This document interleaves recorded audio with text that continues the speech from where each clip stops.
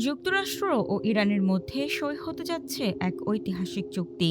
আর এই চুক্তির ওপর ভিত্তি করেই খুলতে যাচ্ছে হরমুজ প্রণালী। যুক্তরাষ্ট্রের প্রেসিডেন্ট ডোনাল্ড ট্রাম্প জানিয়েছেন, যুক্তরাষ্ট্র ও ইরানের মধ্যে যুদ্ধ অবসানের লক্ষ্যে আলোচিত এই চুক্তিটি 14 জুন রোববার সই হওয়ার কথা রয়েছে। সামাজিক যোগাযোগ মাধ্যম ট্রুথ সোশ্যালে দেওয়া এক পোস্টে ট্রাম্প বলেন, চুক্তিটি সই হওয়ার সঙ্গে সঙ্গেই সবার জন্য হরমুজ প্রণালী খুলে দেওয়া হবে।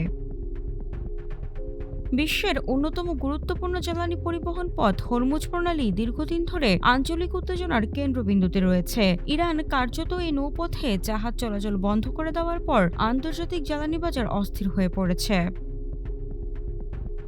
যুক্তরাষ্ট্র ইরান শান্তি আলোচনার প্রধান মধ্যস্থতাকারী পাকিস্তানও জানিয়েছে 24 ঘন্টার মধ্যেই চুক্তি চূড়ান্ত হতে পারে।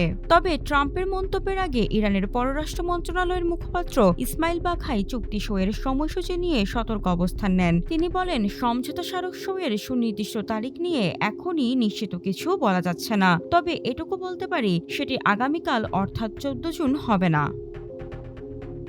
এদিকে মার্কিন কর্মকর্তারাও চুক্তির কিছু বিষয় নিশ্চিত করেছেন, তবে তারা বলেছেন অর্থনৈতিক সুবিধা পেতে হলে ইরানকে চুক্তির শর্ত পূরণ করতে হবে।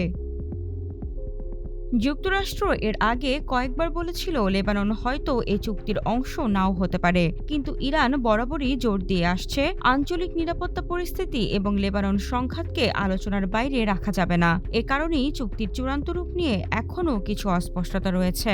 চুক্তি নিয়ে এখনও কিছু গুরুত্বপূর্ণ বিষয়ে অনিশ্চয়তা থাকলেও সংশ্লিষ্ট পক্ষগুলো আশাবাদী যে এটি মধ্যপ্রাচ্যে দীর্ঘদিনের উত্তেজনা কমাতে গুরুত্বপূর্ণ ভূমিকা রাখতে পারে। সামান্থা আলী, আজকের পত্রিকা।